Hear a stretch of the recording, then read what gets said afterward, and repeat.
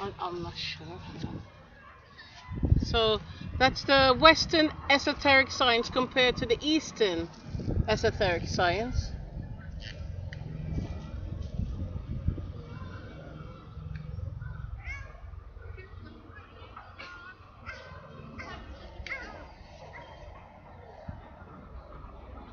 Okay. Okay. And is there another illustration? I mean, it's a very good book. I'm just going to read you a little bit from it.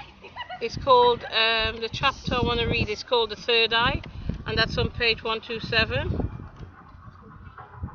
So I'll just read you a little bit. And it says,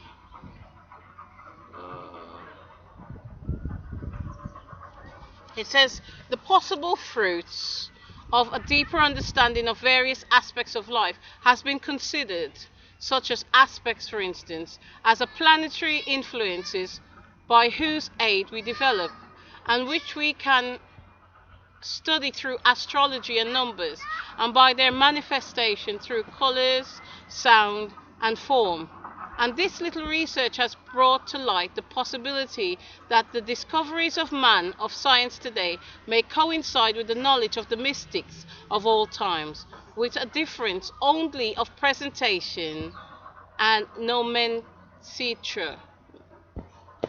And the fact that the mystics always postulate an ultimate cause and law behind all phenomena, while present-day scientists seem afraid to link up with such big issues. Finally, we consider the perfecting of our physical life through our intelligent control of diet, exercise, and human relationship.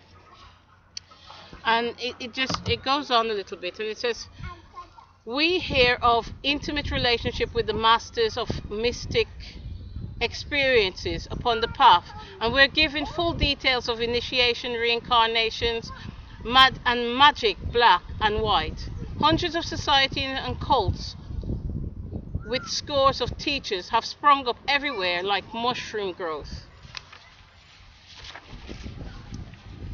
And of course, they mostly claim to be the special instrument of the Great White Lodge. And it just goes on. It tells you about a lot of spiritualists, a lot of hidden knowledge. It mentions Madame Polanski, it mentions Lemuria, Atlantis. Here it is. It says, we first hear of all the great plan of the evolution of humanity, which develops through spirit and soul in 7 great races, dwelling on the 7 great continents, of which Lemuria and then Atlantis was the first 2. The earth itself have 7 successive incarnations before becoming spiritualized. All this is only a tiny little cog in the wheel of planetary evolution. Planets come into successive births, just as humanity, both individually and collectively, and so do solar systems. So it says our solar system is hierarchical, and all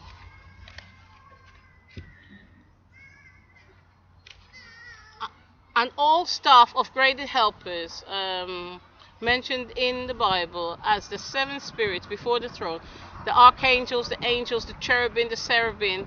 Humanity is the school of earth, graduating to be qualified to fill such exalted position in the dim future.